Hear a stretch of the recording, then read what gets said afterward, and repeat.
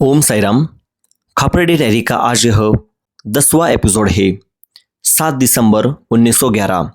दादा साहिब जी लिखते हैं कि कल रात मुझे बहुत अच्छी नींद आई। मेरी पत्नी और पुत्र का भीष्म के साथ अच्छा स्नेहपूर्ण संबंध बन गया था। विष्णु भी यहाँ उपस्थित थे। आज हमने कई सदाचारी और पुण्यात्मा लोगों को भोजन कराया। यहाँ का दैनिक नियम धीरे धीरे मेरी दिनचर्या का हिस्सा बनता जा रहा था। मैंने प्रतिदिन की भांति साईं बाबा को चारों समय प्रणाम किया। जब वे सुबह बाहर निकले, जब वे द्वारकामाई में लौटे, फिर संध्या समय और अंत में जब वे चावड़ी में विश्राम के लिए गए। आज भजन पूजन के कुछ कम हुआ।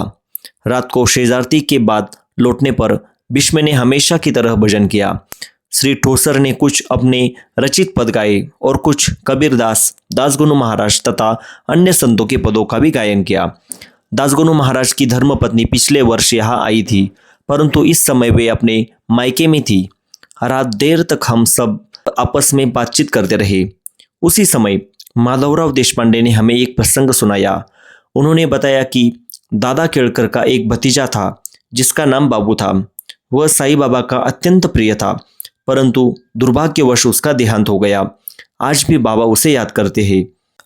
इसी संदर्भ में मुंबई के वकील श्री मोरेश्वर विश्वनाथ प्रधान अपने परिवार सहित बाबा के दर्शन के लिए आए। उनकी पत्नी को देखकर बाबा ने कहा कि वह बाबू की माँ थी। आगे यह भी बताया गया कि जब उनके घर प्रसूति का समय आया, तब उसी समय शिरडी में बाबा ने कहा कि उनके पेट में पीड़ा हो रही है। उन्होंने यह भी संकेत दिया कि जुड़वा बच्चे जन्म लेंगे, जिनमें से एक का निधन हो जाएगा, और ठीक वैसा ही हुआ। बाद में जब श्रीमती प्रधान अपने शिशु को लेकर शिरडी आई, तब बाबा ने उस छोटे से बालक को अपनी गोद में उठाकर प्रेम से पूछा, तू आ गया क्या? सबको आश्चर्य हुआ जब उस 2 महीने के नन्हे शिशु ने स्पष्ट रूप से हूं कहकर उत्तर दिया। यह घटना उपस्थित सभी लोगों के लिए अत्यंत अद्भुत और चमत्कारी थी। खापरेडी डायरी की अगली कहानी लेकर हम फिर मिलेंगे हमारे अगले वीडियो में। तब तक के लिए ओम साई राम।